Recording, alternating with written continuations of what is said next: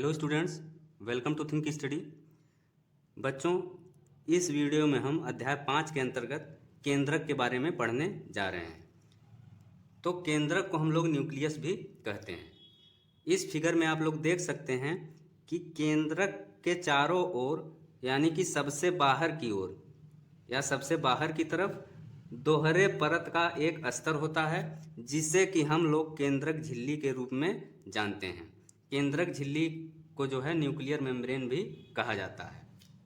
Next point की अगर हम बात करें तो इस केंद्रक झिल्ली में छोटे छोटे छिद्र होते हैं और इन छिद्रों में से जो है कोशिका द्रव्य केंद्रक के बाहर आ सकता है। नेक्स्ट पॉइंट की हम बात करें तो जो केंद्रक होता है उसमें क्रोमोसोम भी पाए जाते हैं।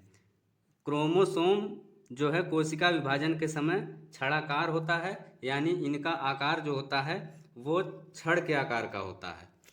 नेक्स्ट पॉइंट की अगर हम बात करें तो क्रोमोसोम में जो है आनुवांशिक गुणों की सूचना होती है और यह जो सूचना होती है ये डीएनए अणु के रूप में माता पिता से अगली संतति में जाते हैं, यानी अगली पीढ़ी में जाते हैं। अब हम बात करते हैं नेक्स्ट पॉइंट की। तो नेक्स्ट पॉइंट क्या है?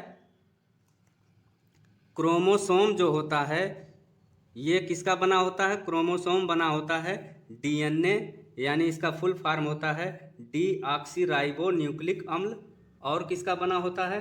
प्रोटीन का बना होता है। तो क्रोमोसोम जो है डीएनए तथा प्रोटीन का बना होता है। नेक्स्ट पॉइंट की हम बात करें तो डीएनए अणु जो होता है इनमें क्या होता है?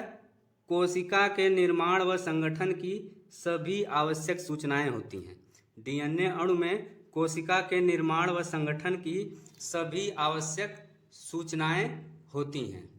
नेक्स्ट पॉइंट की अगर हम बात करें तो डीएनए का जो क्रियात्मक खंड होता है उसको हम लोग क्या कहते हैं? जीन कहते हैं। डीएनए के क्रियात्मक खंड को हम लोग जीन कहते हैं। नेक्स्ट पॉइंट की अगर हम बात करें तो विभाजित न होने वाली कोशिका में डीएनए जो है वो क्रोमैटिन पदार्थ के भाग के रूप में रहता है, यानी कि पार्ट के रूप में रहता है। नेक्स्ट पॉइंट की अगर हम बात करें तो क्रोमैटिन पदार्थ जो होता है ये धागे की तरह की रचनाओं के जाल का एक पिंड होता है। क्रोमैटिन पदार्थ जो होता है ये धागे की तरह की रचनाओं के जाल का एक पिंड होता है। और अगर हम नेक्स्ट पॉइंट की बात करें तो क्रोमोसोम जो होता है विभाजित होने वाली कोशिका में क्रोमैटिन पदार्थ क्रोमोसोम में संगठित होता है। विभाजित होने वाली कोशिका में क्रोमैटिन पदार्थ क्रोमोसोम में संगठित होता है। तो ऐसी कोशिका जो कि विभाजित होने वाली होती हैं उनमें जो क्रोमैटिन पदार्थ होता है वो क्रोमोसोम में संगठित होता है। नेक्स्ट पॉइंट की अगर हम बात करें तो केंद्रक की जो महत्वपूर्ण भूमिका होती है वो कोशिकीय जनन में होती है। तो केंद्रक की जो महत्वपूर्ण भूमिका होती है वो कोशिकीय जनन में होती है। कोशिकीय जनन में होता क्या है? एक अकेली कोशिका विभाजित होकर दो नई कोशिकाएं बनाती हैं। लास्ट में हम बात करते हैं केंद्रक के कार्य के बारे में। अभी तक हमने केंद्रक के बारे में जाना, अब हम बात करते हैं कि केंद्रक के कौन कौन से कार्य हैं। तो स्टूडेंट्स, केंद्रक का जो सबसे महत्वपूर्ण कार्य है, केंद्रक जो है आनुवांशिक सूचनाओं को एक पीढ़ी से दूसरी पीढ़ी तक ले जाता है। दूसरा कार्य क्या है?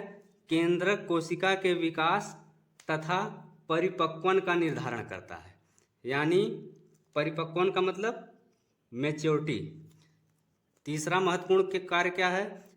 केंद्रक जो है सजीव कोशिका की रासायनिक क्रियाओं को निर्देशित करता है, यानी कि डायरेक्शन देता है उसका। तो स्टूडेंट्स, ये था आज का वीडियो। Thanks for watching.